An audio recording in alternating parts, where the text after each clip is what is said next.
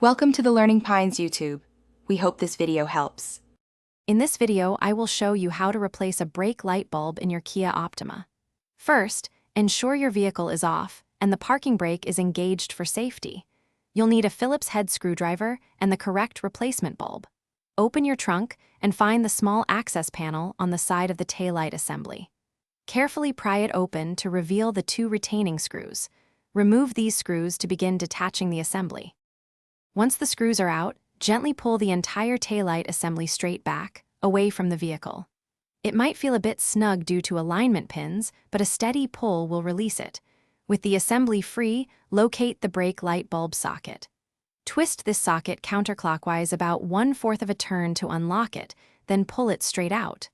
Now, simply pull the old bulb directly out of the socket. Take your new brake light bulb and carefully push it firmly into the socket. Avoid touching the glass part of the new bulb with bare hands, as oils can reduce its lifespan.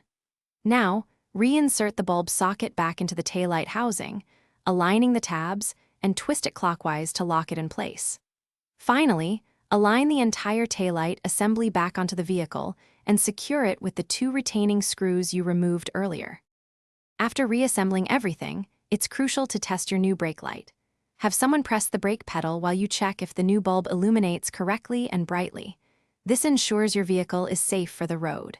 Remember to always use the correct bulb type for optimal performance. Also, for staying hydrated on the go, check out the Owala water bottle and other great deals linked in the description below. Thanks for watching. Thanks for watching. Consider subscribing if we helped you.